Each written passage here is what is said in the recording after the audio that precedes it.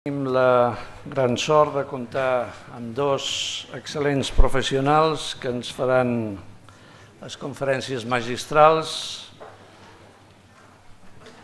la primera de les quals a càrrec del doctor Manel Esteller, que és el director del programa d'Epigenètica i Biologia del Càncer i de l'Institut d'Investigació Biomèdica de Bellvitge, que ens parlarà d'epigenètica i càncer de mama, del coneixement al tractament. Gràcies, Manel. Bon dia a tots. Primer, agrair l'amable invitació de ser aquí. Estic content de ser-hi per diversos motius. Un, tinc un bon amic a Vilanova, m'agrada del poble, Vilanova.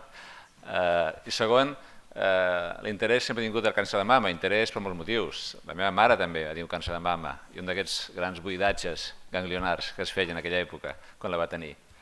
I la morbilitat associada.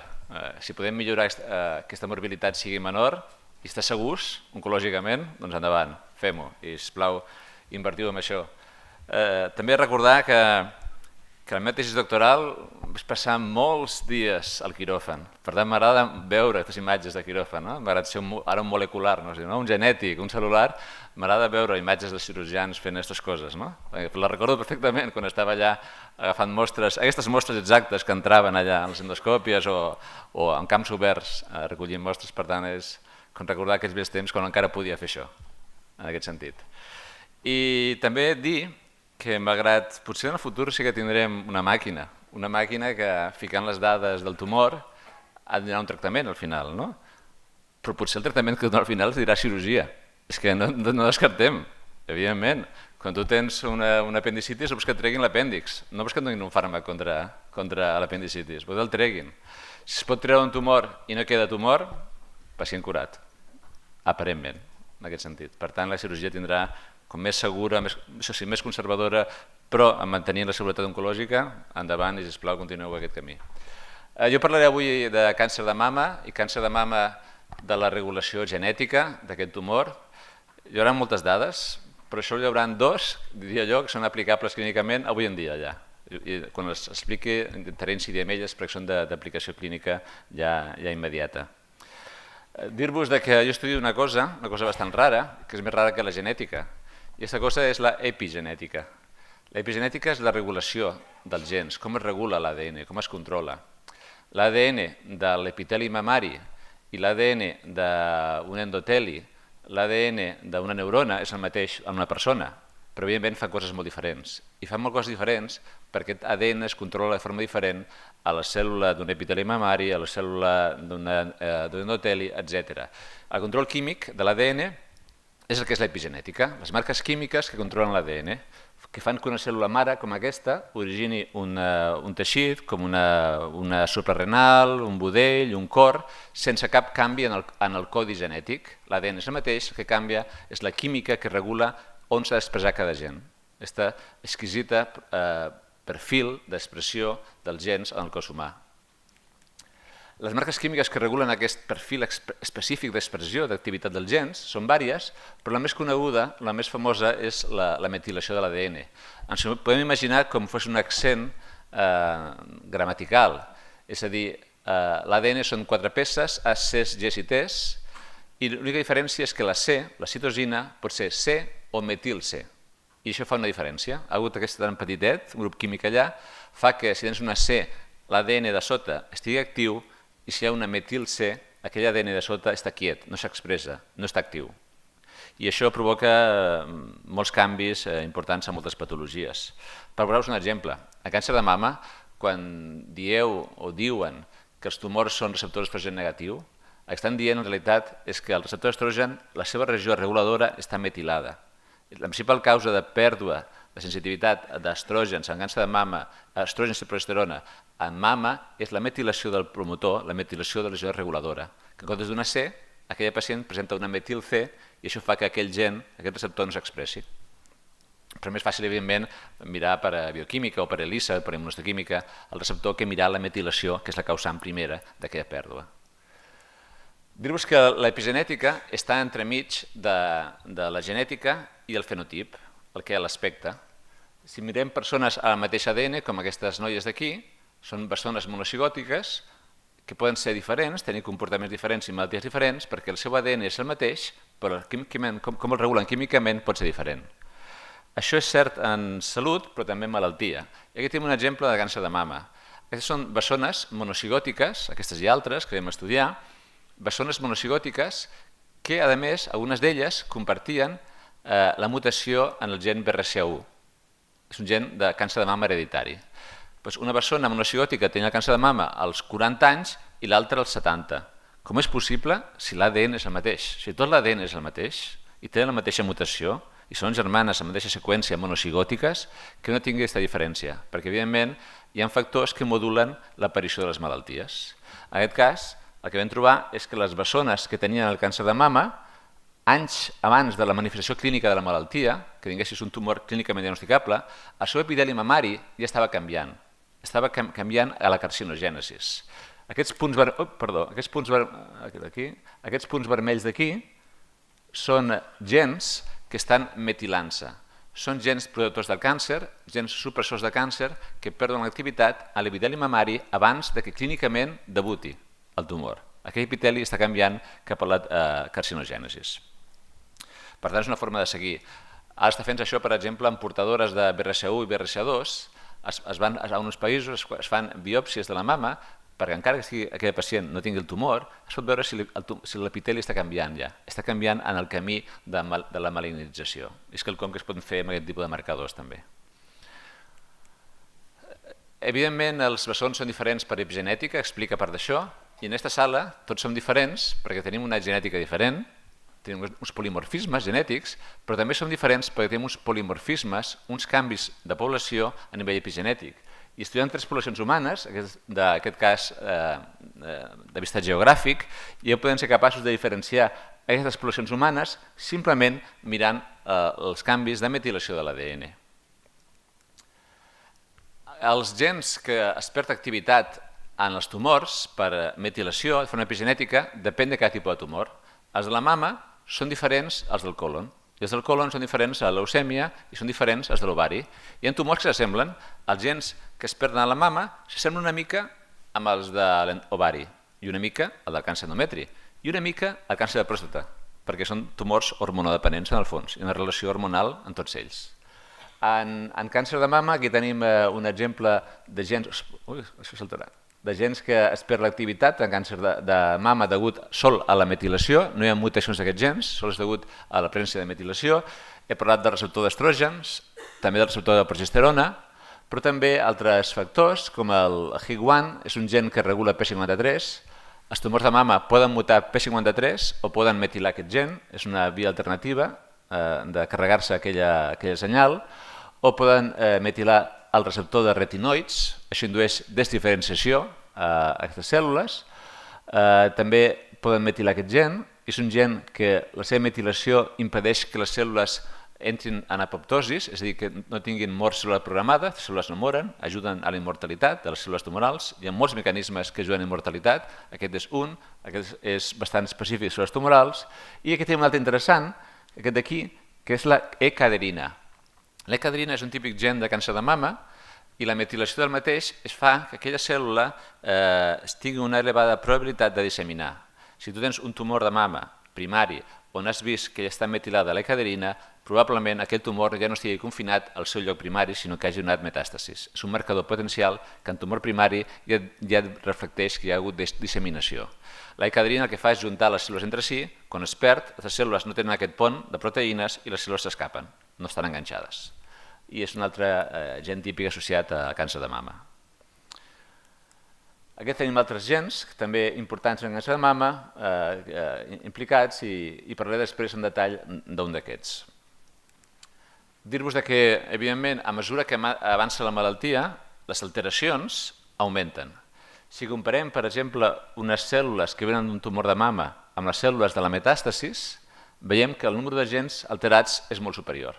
Això ve amb la idea molt acceptada de que el càncer no és un procés d'un dia per l'altre, evidentment, és un procés gradual, on van acumulant-se events, es van acumulant lesions cel·lulars, moleculars, genètiques, macroscòpiques, es van acumulant lesions.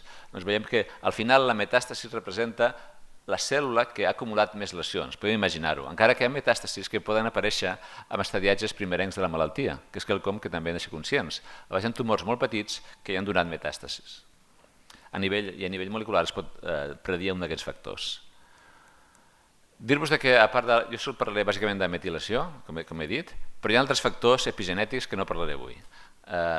Sabem que l'ADN medeix 2 metres per cèl·lula i ha de cabre en una cèl·lula que és molt petita i dintre del nucli de la cèl·lula, que és més petit, ha de cabre com a quarto de bany de la cèl·lula. Com ho fa? Aquests 2 metres estan altament apretats, altament compactats. Aquesta compactació es fa en unes proteïnes que s'anomenen histones que enrotllen l'ADN com un collar de perles. I això és regulat de forma química. De forma química, les cèl·lules regulen com es compacta l'ADN i això s'altera en malalties. Hi ha mutacions en molts d'aquests gens, que són gens encarregats d'apretar o desapretar l'ADN i regular l'expressió genètica. No entrem en detall, perquè ho sabeu, en el futur encara serà més important això, és que tot el dia parlem de gens. Quan parlem de gens estem parlant d'ARN missatger i de proteïnes. Però en realitat això és un 10% del genoma. Sol el 10% del genoma és ARN missatger i proteïnes. Proteïnes com insulina, hemoglobina, són un 10%. Hi ha un 90% que fa altres coses al genoma. Un 45% podem imaginar que són restes evolutius d'altres espècies que vam ser. Però hi ha un 45% que són seqüències que són reguladores. Es diu ARN no codificant. A més coneguts es diuen microARNs, però hi ha molts d'altres. Tots aquestes són ARNs que s'expressen amb les cèl·lules de l'epiteli mamari i molts d'ells es perden als tumors. I això contribueix. Per exemple, aquí no he identificat, perdó, aquí. Aquestes són alteracions trobades pel meu grup, alteracions sol aquest ARN no codificant en tumors humans. Hi ha fàrmacs. Hi ha fàrmacs que el que fan és recuperar el control genètic, recuperar una epigenètica més o menys normal. Aquests fàrmacs han demostrat ser exitosos, el següent, en el context, sobretot, de leucèmies i linfomes. I durant aquests 2016 també s'aprovaran en context de sarcomes. I els tumors epitelials han demostrat més resistència amb els fàrmacs aquests. Fins ara. Segurament, però és una qüestió també de les dosis. Es buscava una dosis màxima, buscant un efecte citotòxic, quan en realitat tenen un efecte molt modulador. Ara es donen dosis més baixes amb més temps i associades a altres fàrmacs. I sembla que un d'ells s'aprovarà en càncer de mama, a un inhibidor d'histone desetilases, combinat amb altres tractaments. Però recordem que hi ha altres fàrmacs que actuen a nivell d'aquest món de l'epigenètica que potser seran útils. I us poso un exemple d'un fàrmac que hem estudiat al laboratori. És un fàrmac que el que fa és inhibir una proteïna que llegeix aquest collar de perles, que regula la contracció de l'ADN. Aquest és un model de càncer de mama, en ratolí. M'ha agradat veure un model de ratolí d'aquí, també hem vist aquí, preciós allà.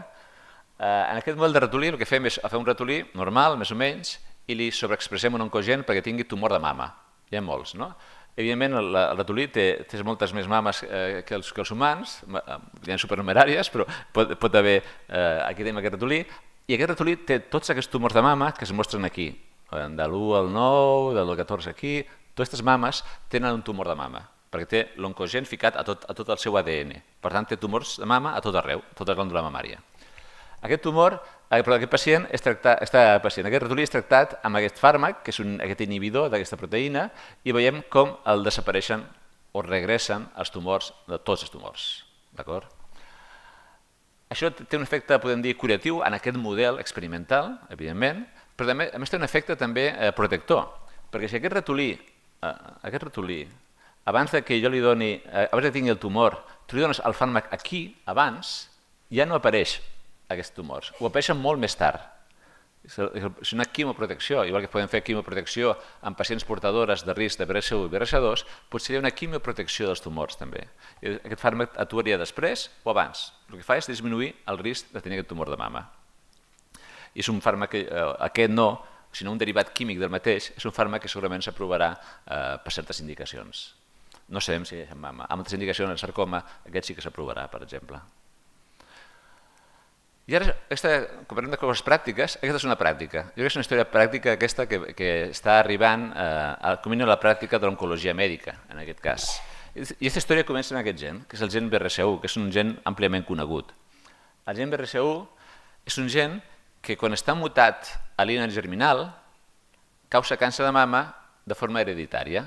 És a dir, si una dona ha rebut aquest gen mutat tant del seu pare com de la seva mare i té aquesta mutació important, aquesta dona té un risc, imaginem, d'un 70% de tenir tumor de mama i ovari, el gen de l'Angelina Jolie, que diem, no? Té elevat risc de tenir el tumor de mama. Aleshores, evidentment, hi ha pacients que fan tractaments agressius d'extirpació de mama, extirpació d'ovari, més revisions, etc. i tot això. Però el que és interessant és que, malgrat estar mutat als casos de càncer de mama hereditari, ningú ha trobat mutacions amb els casos de mama esporàdics, que són el 90% dels que veuen els metges. El 90% són esporàdics, no són hereditaris. Per què? Perquè no està mutat el gen. I no està mutat perquè el gen està metilat. L'alteració no és una mutació, sinó l'alteració somàtica amb els esporàdics és la metilació.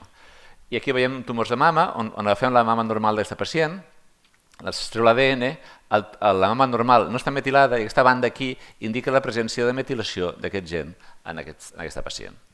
Aquest gen es metila sol a dos tumors humans, mama i ovari, mai en leucèmia, fetge, ronyó, colon, esòfag, ni endometri. Per tant, és molt específic de les dues formes de malaltia que apareixen també en la forma genètica, en la forma hereditària. Sol a mama i ovari es metila el gen. Quan aquest gen, són pacients, perdó, aquí, aquest farem al revés, endavant, aquí.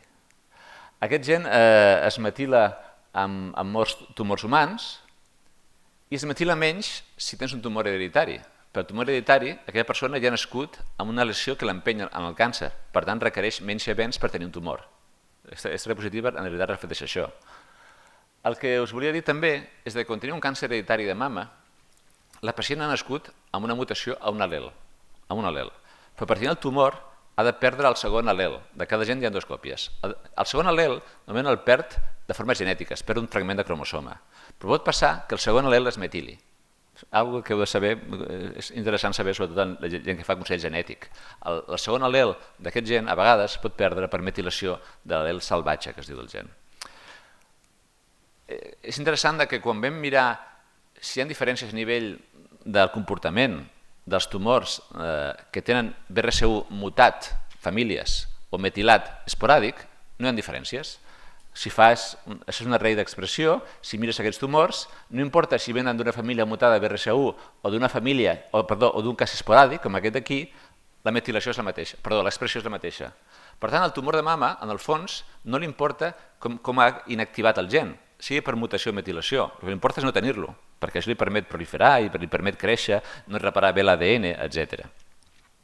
I això pot ser interessant de cara al tractament, perquè es va descobrir fa poc, en els treballs de la Nashworth i altres, que els tumors que tenen un defecte en BRCA1 i en BRCA2, però també en BRCA1, aquests tumors són més sensibles, en general, a teràpies que danyen l'ADN, agents que danyen l'ADN, fàrmacs que causen un dany a l'ADN.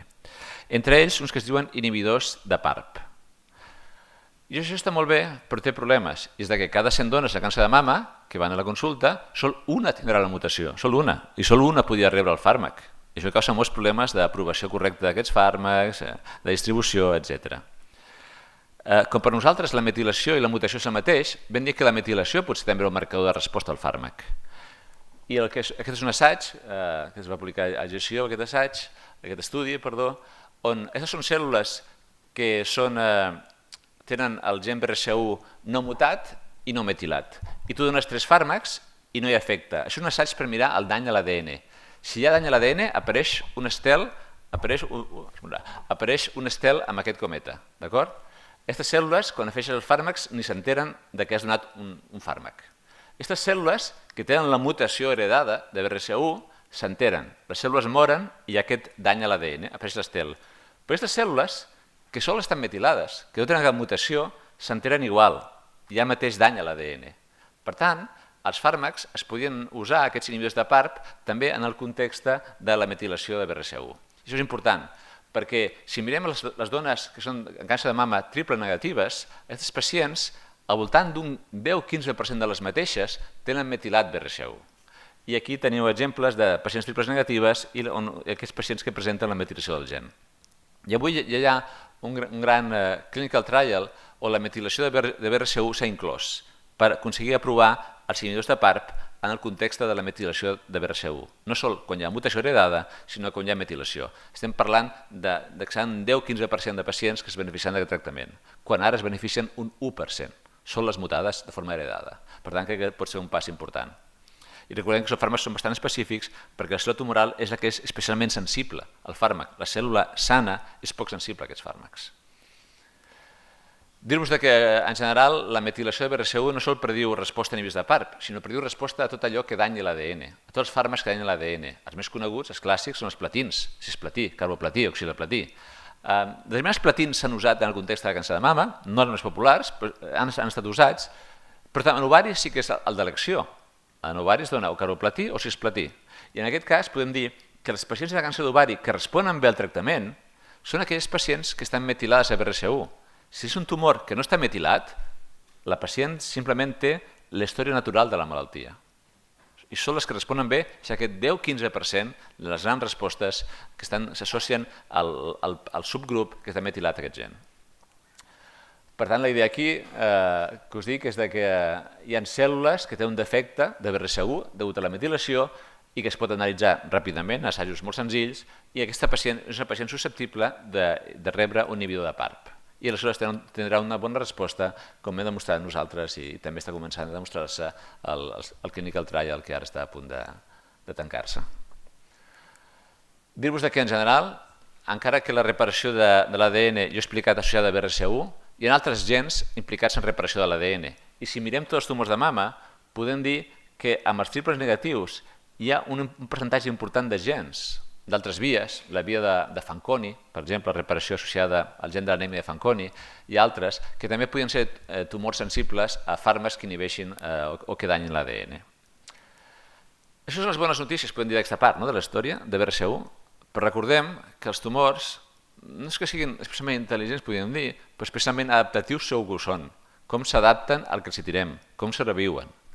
I és un estudi que hem acabat ara, que es publicarà aquest mes que ve, on hem agafat tumors de mama de pacients, el tumor primari de cirurgia, i li hem fet créixer en un ratolí el mateix tumor d'aquest pacient. I aquests pacients els hem seleccionat perquè eren pacients que tenien una mutació en BRCA1 o tenien metilació de BRCA1. Per tant, tumors sensibles. I tu dones el fàrmac, els inhibidors de PARP, i els tumors desapareixen, se'n van. Tots. Menys algun, 1, 2, que aquest aguanten i comencen a créixer més amb el fàrmac. S'han tornat resistents aquests tumors. El típic fenomen del relapse, de la recidiva, del tumor que reapareix després del tractament. Què ha passat? Que aquell tumor ha canviat. I ha canviat de moltes formes. Pot haver canviat genèticament, pot haver adquirit una altra mutació que rescati aquesta mutació. Però el que estem veient molt és que aquest tumor que estava metilat de BRCA1, ara, a la recidiva, el tumor està desmetilat. Ha perdut la metilació. Ara és un tumor resistent. Ara repara l'ADN. Tu li dones inhibidor de PARP i no n'importa, perquè és capaç de reparar aquell ADN. Perquè ha canviat. És a dir, s'ha adaptat al fàrmac. Per tant, hem de ser curosos en aquest sentit. Evidentment, ara hem de pensar en una altra estratègia amb els tumors quimioresistents a l'inhibidor de PARP que farem amb aquestes dones. Aquesta és una part de la xerrada que vull que recordeu perquè crec que és d'aplicació pràctica i crec que pot ser útil. Dir-vos que abans he esmentat que entre els gens que implicats en càncer, a part dels gens clàssics codificants, també hi ha gens que no codifiquen per ARN missatger, però també són com a exemple de quan plàstic i dinàmic és això. He parlat de com un tumor canvia de ser sensible a ser resistent i canvia, en aquest cas, per un factor epigenètic. Però és que quan parleu del tumor primari i la metàstasis no és exactament a nivell molecular el mateix tumor que el primari. S'assembla molt. Si el mirem, s'assembla al 95% de les coses que té moleculars són les mateixes, però té un 5% diferent. Un 5% diferent. I veus que aquest 5% diferent és diferent la metàstasis del gangli que va a la costella i la que acaba anant al cervell. són diferents. Aquest cop la diferència és menor, no? Evidentment, la del gangli sembla més a la costella, però al final sempre hi ha unes diferències. El primari i la metàstasi, 95% idèntic, 5% diferent. Entre aquest d'aquí i l'altre, 2%, l'altre 1%, però contribueix a que vagi canviant i vagi adaptant-se. I aquí us poso un exemple, sol mostrar-vos, per no liar la troca. En aquest cas, aquest exemple, això és un tumor primari, aquest d'aquí. Aquest tumor d'aquí té un aspecte més epitelial, ho s'espera, o sigui, un tumor de mama ha de ser epitelial, i quan origina la metàstasi té un patró més mesenquimal, menys epitelial, però això és degut a que ha canviat un gen, aquest d'aquí, aquests microRNAs 200, han passat de no estar metilats a estar metilats. I aquests microRNAs 200, la seva funció, en part, és mantenir el que es diu l'aspecte epitelial de les cèl·lules. Si tu perds aquests microRNAs, les cèl·lules passen de ser epitelials a ser mesenquimals. I el que es diu la transició epiteli-mesènquima està associada, en general, a la formació de metàstasis. És un procés molt dinàmic, a més, fixeu-vos que ha canviat. I en realitat, no sé si l'he posada diapositiva, no l'he posada, tu en el laboratori, usant diferents substàncies, pots fer que vagi d'aquí a aquí i d'aquí a aquí, d'epiteli a mesènquima i de mesènquima a epiteli. Per tant, és un procés molt dinàmic, que el tumor s'adapta. Us poso un exemple. El gen de l'ecaderina, que he parlat abans, el gen de l'ecaderina està metilat amb els tumors primaris, aleshores s'escapa la cèl·lula perquè no estan enganxades. Quan aquesta cèl·lula anida en una costella, aquesta costella hi ha una desmetilació del gen de l'ecaderina perquè pugui interaccionar amb les cèl·lules òssees que té al voltant i créixer en aquell context. Està sent seleccionat, no està aprenent, però està sent seleccionats en les pressions externes que se li està ficant. Per tant, és un procés molt dinàmic i l'epigenètica en part explica. Dir-vos que estem estudiant també en el laboratori si hi ha factors que expliquin per què unes cèl·lules tumorals primàries tenen més apetència pel gangli o per altres òrgans. Hi ha alguna cosa en el tumor primari que fa que tingui més tropisme cap a un òrgan que cap a un altre? Evidentment hi ha mecanismes fisiològics, simplement del torrent sanguini, però hi ha altres mecanismes que expliquen que li agradi anar més a la costella, al cervell o al fetge? Hi ha mecanismes moleculars, tenim models al laboratori i tenim cèl·lules que tenen diferents tropismes. Això eren cèl·lules de mama que havien anat a parar als ganglis i ara d'aquestes cèl·lules hem seleccionat una subpoblació que prefereix anar, en aquest cas, a l'os. Per tant, hi ha subpoblacions de metàstasis també. I ara acabar amb aquesta diapositives, que també pot ser útil també. En aquest cas també vaig presentar amb el Congrés Català d'Anatomia Patològica amb el Santiago. Dir-vos que incidir, en aquest cas, és una prova. Aquesta no és una prova que prediu resposta a la quimioteràpia, com la de BRCA1, sinó és una prova que dona diagnòstic. I és important, el càncer de mama, però va més enllà del càncer de mama. I té a veure amb que avui en dia podem tenir fotos de l'epigenoma. Igual que tenim fotos del genoma, d'un tumor, podem tenir una foto de l'epigenoma. Les fotos de l'epigenoma tenen aquest aspecte, si passem, ara ho tornem, aquí. Tenen aquest aspecte, que el que fem és estudiar, en aquest cas, mig milió de punts del genoma. I estudiem la metilació d'aquests mig milió de punts. I, evidentment, ja ens hem donat compte, i abans s'ha esmentat breument, que cada tumor humà té un patró, una foto diferent. És a dir, fer una foto que en diuen de los Alcántara i dels Pujol, les fotos són diferents, no? Les fotos són diferents i poden dir, mira, aquest és el membre d'esta família, aquest és de l'altre, no? Si miren les fotos, com s'assemblen les cares, els vestits, el darrere, el background, poden dir qui es pertany a cada família, més o menys. I podem veure qui està fora de la família, també, en aquest sentit. Aquesta persona no pertany a aquesta família. Això és el mateix. Les fotos et permeten dir si una mostra és un tumor de mama, és un tumor de colon, és un tumor de fetge, és un tumor d'ovari. Les fotos, en aquest cas, epigenètiques.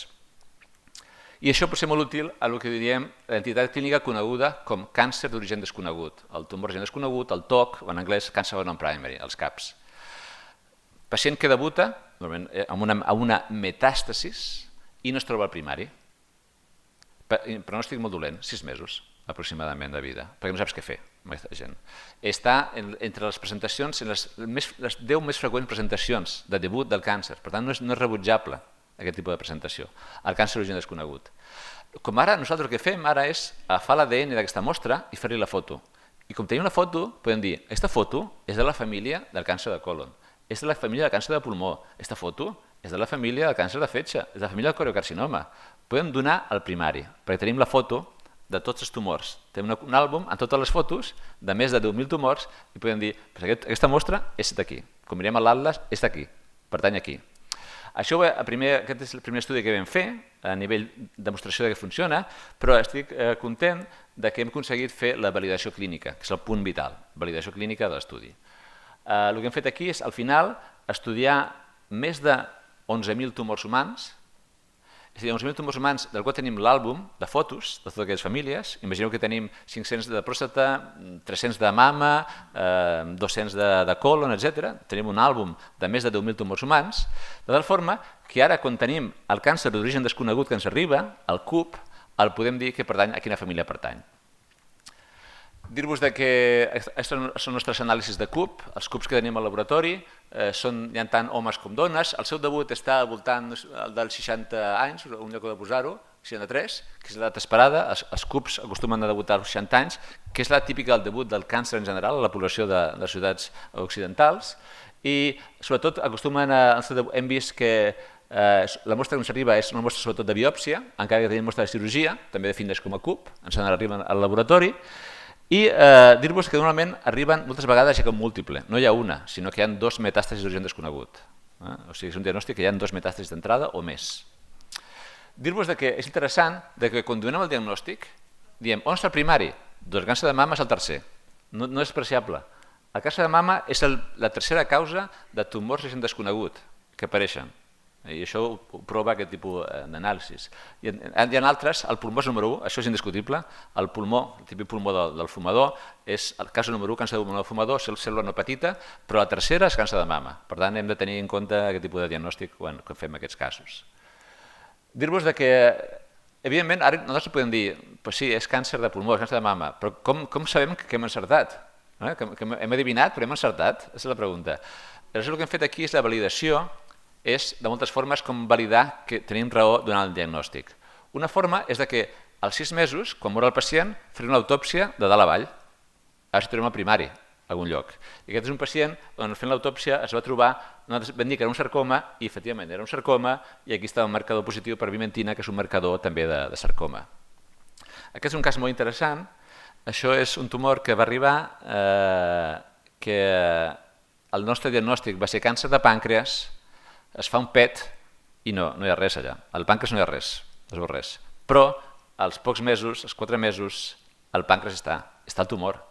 Fixeu-vos, hi ha un tumor que no es veia, però estava allà. I nosaltres el vam veure molecularment ja. La metàstasis, no es veia, hi havia una metàstasis. I la metàstasis ja vam dir que era pàncreas. I després apareix, era un pàncreas, i evidentment el pacient va morir. I aquí són validacions per immunohistoquímica. Quan diem al final que un tumor és tal tipus, hi ha uns marcadors específics que finalment acaben assenyalant que aquell tumor és allà. Per exemple, aquest és un marcador de càncer de colon i aquí una mama, un exemple.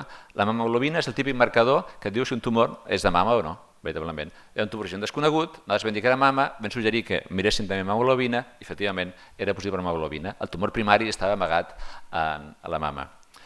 I ara us donaré una altra història. Aquesta història d'aquí és especialment il·lustradora, no sé, il·lustradora, representativa. I per aquest cas, va ser aquells casos que em diuen que estem una mica bojos, i ho estem. I perquè vam dir que era mama, càncer de mama, però aquest pacient tenia un problema, i era un home. Evidentment l'oncòleg diu, aquests moleculars... Però quan es va fer, aquell home tenia un càncer de mama. Raro, com sabeu, però el tenia càncer de mama i positiu per hemoglobina. Per tant, era un càncer de mama. Fins i tot en aquest cas tan difícil vam aconseguir en aquest cas encertar. I crec que és un cas representatiu, podem dir. Molt bé, això són els valors predictius del test, etc., especificitat, sensitivitat, etc. És un test que està disponible i podeu usar lliurement, contactar-me amb mi i us puc dirigir a com fer el test. I us poso un altre cas molt interessant perquè és el següent.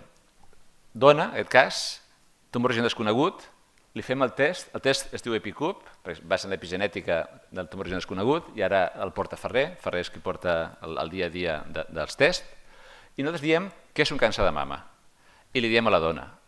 Nosaltres no, evidentment, el seu metge li diu que venen a la dona, i aleshores, quan se li diu a la dona comença a pensar, càncer de mama, la meva mare també va morir de càncer de mama.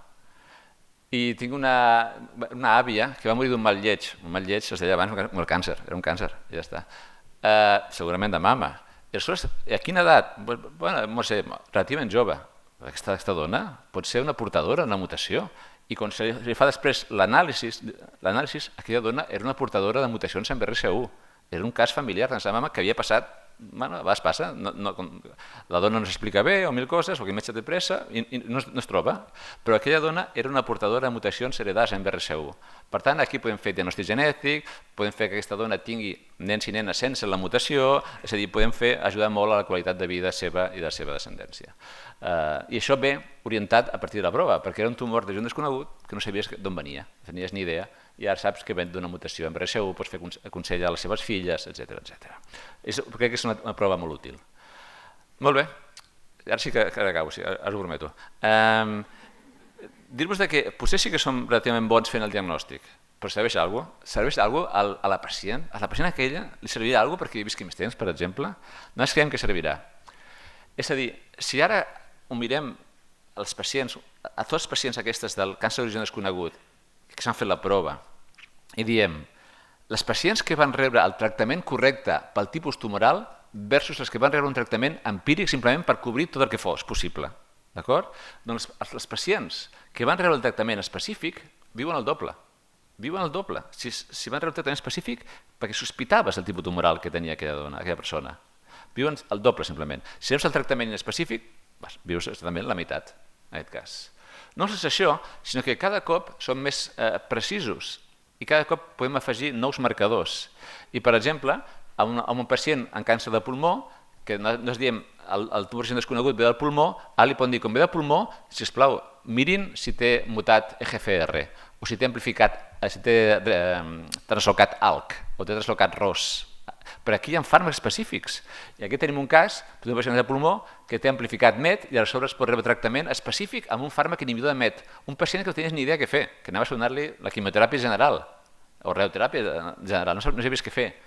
I aquí tenim un altre cas molt específic, molt interessant, un metàstasis de debut, es fa el test i es diu que és un càncer de pulmó, com a càncer de pulmó suggerint que faci una prova genètica de diverses coses i troben una mutació de GFR. Aquesta mutació de GFR el que fa és que tingui un tractament específic i aquest pacient, 4 anys després, encara està viu. Un pacient que hauria d'haver mort als 6 mesos, en aquest sentit. Simplement perquè hem estat capaços, conjuntament, d'assenyalar un lloc que aquest tumor era especialment sensible. I ve de les proves genètiques, basades en el que és l'epigenètica, però al final són proves de l'ADN. Per tant, jo crec que serà un test molt útil.